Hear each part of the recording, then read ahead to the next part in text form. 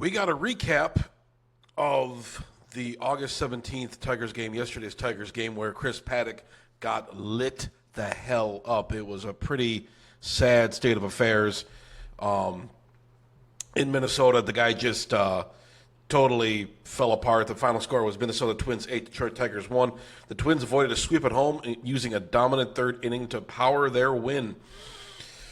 Twists in the third innings. This is part of the key moments and highlights. Brooks Lee unleashed his first career grand slam, sparking a 6-run third inning that blew the game open. I was watching this game. Chris Paddock let up like 4 straight singles. The bases were loaded. Brooks Lee just comes up and it's the dagger, man. I mean, there's really nothing you can do against that kind of stuff. Paddock has been getting slapped around by the Twins his last couple starts. It's really bad. But we'll get more into that later. Preceding that, Byron Buxton came alive with a second deck solo homer, snapping his slump with a 3 of 5 performance, while Royce Lewis also contributed the solo blast in the second. Twin starter Thomas Hatch delivered a solid outing with 5 scoreless innings, well, except for the third, allowing just 3 hits and striking out 4. He and the bullpen then shut down Detroit for the final 6 innings. Tiger starter Chris Paddock struggled significantly, surrendering 8 runs on 9 hits in just 3 innings. This was his second rough outing against his former team.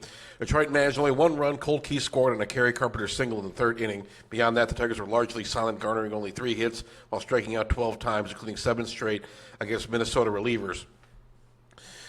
Let's get into the game flow. Inning number 2, Royce Lewis' solo MVP speed home run to give the Twins an early 1-0 lead.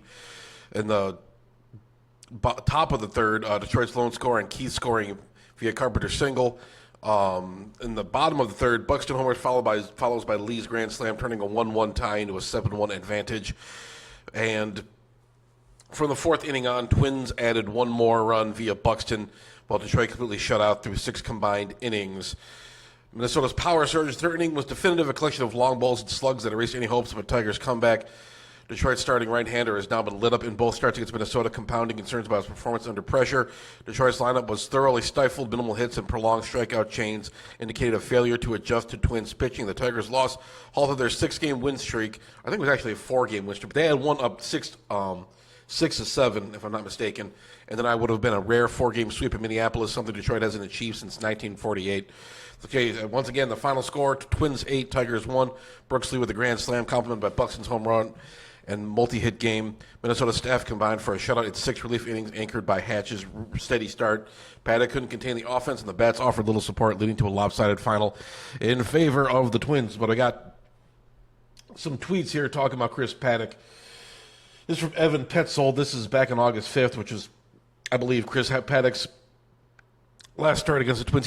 Chris Paddock has had some solid outings, like six innings or more, where he's surrendered like minimal hits, minimal runs, and he has looked solid in a couple stints. But against the Twins, he stinks. But anyways, what does Evan have to say? Chris Paddock got hit hard in his Tigers debut. It's happening again.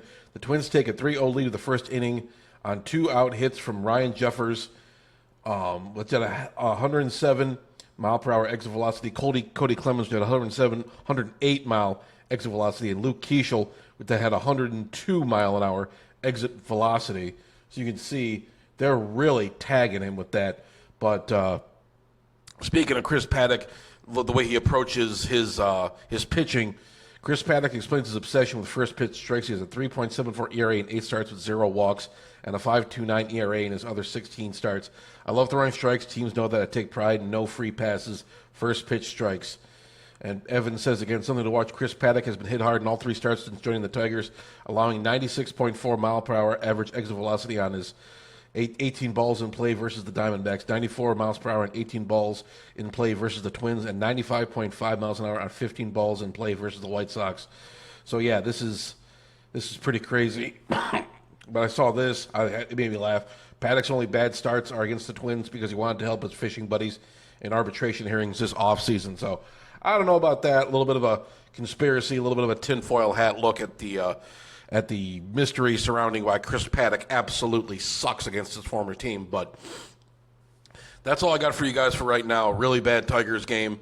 Really put a capper because Tigers had been on a hot streak. I believe they won 13 of their last 19 and are really kicking ass. But this is kicking the pants, brings them back down to earth a little bit. Now they got 3 against the Astros.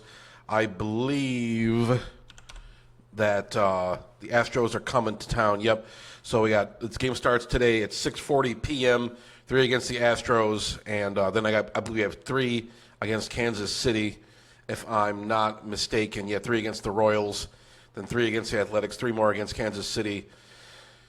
And then the Mets come to town, but we'll cap that stuff up later. But yeah, thanks for watching. Really appreciate it. Please subscribe to Detroit Fan Forum. Please subscribe to Hermdo. We got all sorts of good stuff coming at you. All sorts of fun, exciting sports talk. Lions season is almost here. It'll be here in like 3 weeks, which is really hard to believe.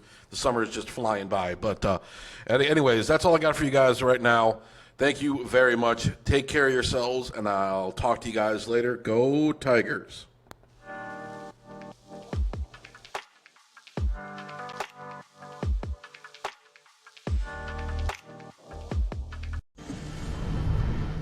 Leave the gun.